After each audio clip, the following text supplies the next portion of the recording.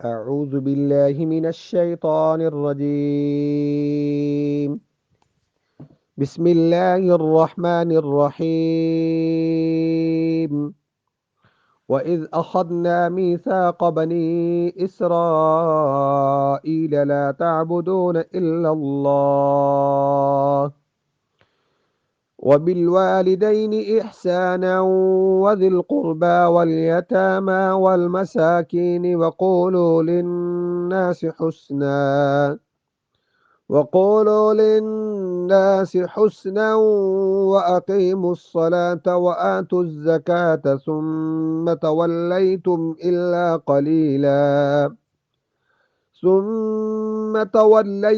إلا قليلا منكم وأنتم معرضون.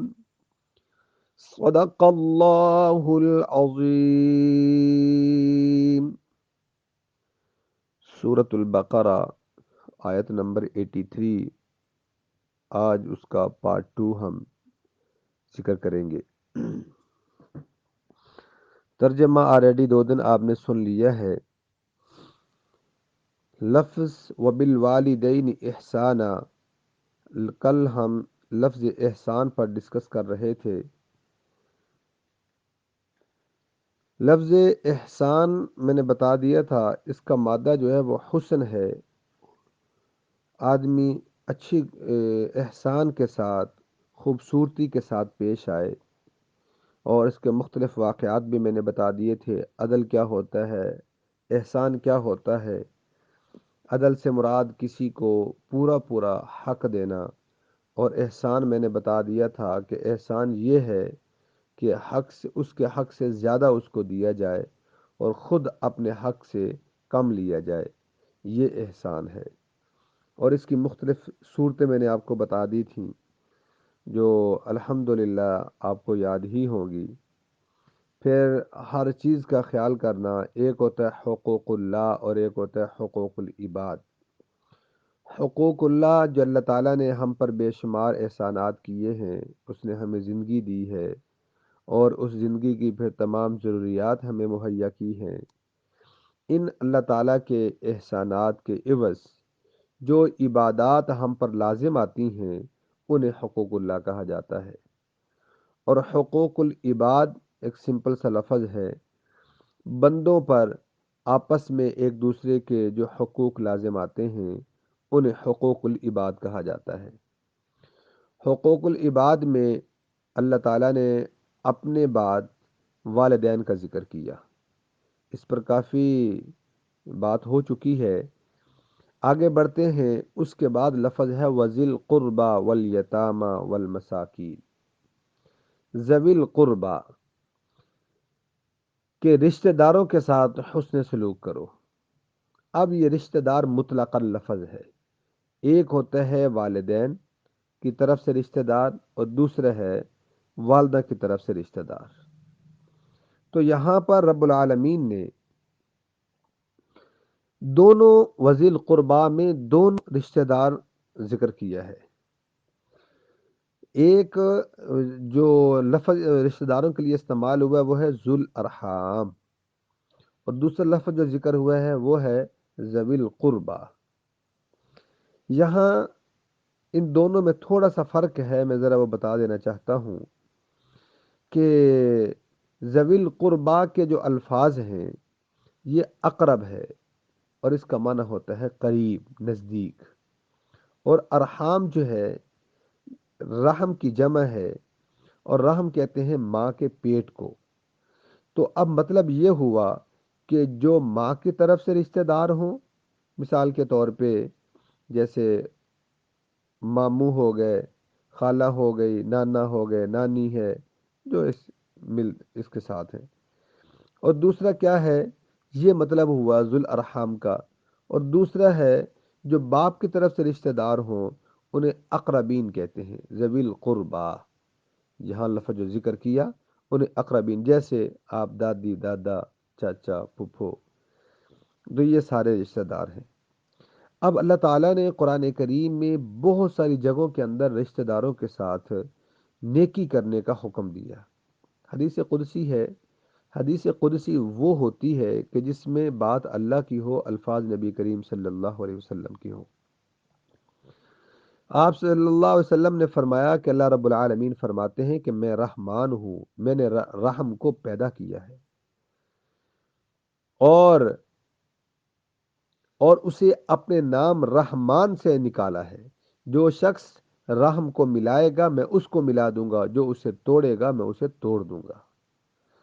اور قرآن کریم میں فرمایا کہ جو شخص یہ چاہتا ہے، بخاری کے اندر یہ روایت ہے کہ جو شخص یہ چاہتا ہے کہ اس کے رزق میں اور عمر میں وہ برکت پیدا ہو، تو اس کو چاہیے کہ اپنے رشتہ داروں کے ساتھ حسن سلوک کرے، ان کے حقوق کا پورا پورا خیال رکھے۔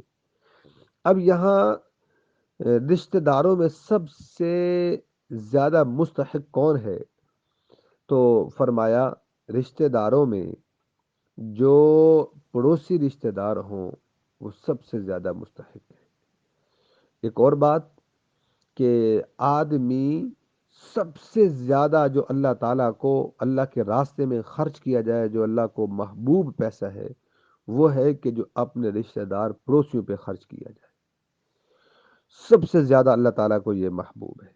اور اللہ نے قرآن کریم میں پورا قرآن ان ایسی آیات سے بھرا پڑا ہے، وَاعْبُدُوا اللَّهَ وَلَا تُشْرِكُوا بِهِ شَيْئًا وَبِالْوَالِدَيْنِ إِحْسَانًا وَذِي الْقُرْبَى وَبِذِي الْقُرْبَى۔ یہاں بھی اللہ تعالیٰ نے فرمایا کہ اللہ کی عبادت کرو، اس کے ساتھ کسی کو شریک نہ ٹھہراؤ، وَبِالْوَالِدَيْنِ إِحْسَانًا، اور والدین کے ساتھ، اور وَبِذِي الْقُرْبَى رشتہ داروں کے ساتھ، قرابت داروں سے اب اچھا سلوک کرو۔ قُل لَّا أَسْأَلُكُمْ عَلَيْهِ أَجْرًا إِلَّا الْمَوَدَّةَ فِي الْقُرْبَى۔ اللہ کے محبوب پیغمبر صلی اللہ علیہ وسلم نے تبلیغ کرنے کا حق ادا کر دیا، اور اس کے بعد فرمایا کہ میں تم سے کوئی اجرت نہیں مانگتا، میں کوئی پیسے نہیں مانگتا، سوائے کہ تم اپنے رشتہ داروں کی محبت، قرابت داروں کی محبت۔ تو اس لیے اور بہت ساری اس میں مثالیں ہیں۔ وَاتَّقُوا اللَّهَ تَسَاءَلُونَ بِهِ وَالْأَرْحَامَ، اللہ سے ڈرو جس کے نام پہ تم آپس میں مانگتے ہو، اور رشتہ داروں کا خیال رکھو۔ اس لیے اب یہاں رشتہ دار بھی دو قسم کے ہیں، سسرالی ہوں یا دوسرے ہوں، تو ہر طرح کے رشتہ داروں سے اللہ تعالیٰ نے حسن سلوک کا حکم دیا ہے۔ چنانچہ اور بھی بہت ساری احادیث ہیں، ان کی مالی امداد کی جائے، ان کا اس لحاظ سے خیال رکھا جائے۔ اب پڑوسی ہیں تو وہ سب سے زیادہ حقدار ہیں۔ اب پھر سوال یہ ہو سکتا ہے کہ پڑوسی کہاں تک ہوں؟ تو فرمایا کہ پڑوسی جو ہے وہ 40 گھر تک پڑوسی ہوتا ہے، اور سب سے زیادہ آپ سے حضرت عائشہ صدیقہ رضی اللہ تعالی عنہا سے روایت ہے، نبی کریم صلی اللہ علیہ وسلم سے انہوں نے عرض کیا، اے اللہ کے محبوب پیغمبر، اب جو پڑوسی رشتہ دار ہوں ان میں سے میں سب سے زیادہ حقدار کون ہے، میں کس کو تحفہ بھیجا کروں؟ تو آپ نے فرمایا جس کا دروازہ آپ کے دروازے کے قریب ہو اس کو دیا کریں، پھر اس کے بعد جو اس کے قریب ہو، پھر اس کے بعد جو آگے ہو۔ یہاں پڑوسی 3 قسم کے ہوتے ہیں، ایک وہ پڑوسی جو آپ کا رشتہ دار ہو اور پڑوسی ہو، دوسرا وہ پڑوسی جو رشتہ دار نہ ہو لیکن پڑوسی ہو، اور تیسرا وہ جو آپ کا ہم مجلس میں ہو۔ تینوں کے لیے اللہ تعالیٰ نے فرمایا کہ ان کا خیال رکھا جائے۔ اور اس کے بعد کیا فرمایا؟ والیتاما والمساکین، یتاما یتیموں کا خیال رکھا جائے۔ یتیم کہ جس کے باپ کا سایہ نہ ہو، کوئی کمانے والا نہ ہو، وہ نہ بالغ بچہ ہو، اسے کہتے ہیں۔ جب وہ بالغ ہو جائے تو یتیمیت کا جو لیبل ہے وہ ختم ہو جاتا ہے، وہ اپنے فیصلے اب خود کر سکتا ہے کیونکہ سمجھدار ہو گیا، تو اس لحاظ سے وہ اپنا فیصلہ اب خود کر سکتا ہے۔ اب بعض لوگ کہتے ہیں کہ جس کا باپ نہ ہو وہ یتیم ہی رہتا ہے، تو بالکل یہ غلط بات ہے۔ اس طریقے سے اگر دیکھا جائے تو ہمارے ماشاءاللہ یہ وزیر اعظم صاحب جو ہیں یہ تو یتیم اعظم بنیں گے، بلکہ ایسا ہرگز نہیں ہے۔ کہ جب وہ بالغ ہو جائے، وہ صحیح اور غلط میں فرق کر سکے، بالغ ہے، عقل مند ہے، صحیح اور غلط میں فرق کر سکتا ہے، نفع نقصان کا مالک ہو چکا ہے، اور وہ اپنے اپنے فیصلے کرنے کی صلاحیت رکھتا ہے، تو اب وہ اپنے فیصلے خود کرے گا۔ والمساکین، جو بیچارہ محتاج ہو، اس کے پاس پیسہ نہ ہو، یا آمدنی یہاں اس یہ ذہن میں رکھیے گا کہ اس کے بچے زیادہ ہوں، اس کی انکم کم ہو، یہ بھی اس میں شامل ہوتا ہے۔ اور اسی طریقے سے ایسا آدمی جو بیچارہ اب بڑا ہو چکا ہے، اوور ایج ہو چکا ہے، اب اس کے کما نہیں سکتا، یہ بھی اس میں شامل ہے۔ یا ایسا آدمی کہ اب اس نے ساری زندگی نہیں کمایا، اب وہ کما ہی نہیں سکتا، کوشش کرے پھر بھی نہیں کما سکتا، یہ بھی اس میں شامل ہے۔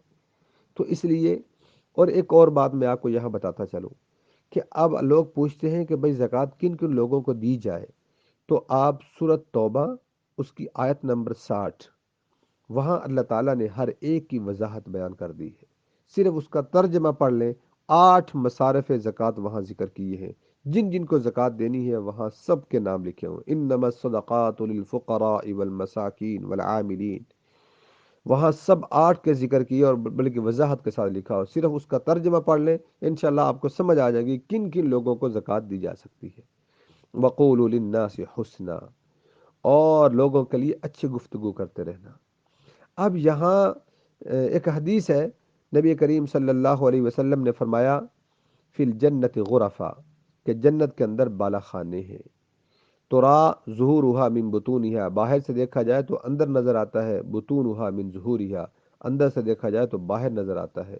فقال اعرابی لمن ہے یا رسول اللہ، ایک آدمی کھڑا ہوا، اس نے کہا اللہ کے رسول یہ محلات کن لوگوں کے لیے ہیں؟ تو نبی کریم صلی اللہ علیہ وسلم نے فرمایا لمن اطاب الکلام واطعم الطعام ما دام صام وصلى باللیل والناس نیام۔ 4 لوگوں کا ذکر کیا، ان میں سے پہلا لمن اطاب الکلام، جو آدمی اچھے گفتگو کرے، لوگوں کو کھانا کھلائے اور اکثر روزے رکھے اور تہجد کی نماز پڑھے۔ یہاں ہر ایک پر بہت بات ہو سکتی ہے، لیکن یہاں حدیث سنانے کا جو مقصد تھا وہ ہے یہ پہلی بات، جو لوگوں کے ساتھ اچھی گفتگو کرے۔ آپ کا بیہیویئر اچھا ہونا چاہیے، آپ کا سلوک اچھا ہونا چاہیے، دوسروں کے ساتھ رویہ اچھا ہونا چاہیے۔ یہاں ایک مطلق بات ہے کہ ہر ایک کے ساتھ آپ کا اچھا رویہ ہونا چاہیے۔ اور دوسرا ایک خاص بات وہ یہ ہے کہ یتیموں اور مسکینوں کے بعد اللہ نے کہا کہ تم نے حسن سلوک کرو، لوگوں کے ساتھ اچھی گفتگو کرو۔ یہ مطلب بھی ہوا کہ اگر کوئی آپ مانگنے والا، کوئی سائل آپ کے گھر میں آتا ہے تو اس کو جھڑکنا نہیں ہے۔ وَأَمَّا السَّائِلَ فَلَا تَنْهَرْ، اللہ کے محبوب پیغمبر کو رب نے حکم دیا کہ کسی سائل کو جھڑکنا نہیں ہے، غصہ نہیں کرنا۔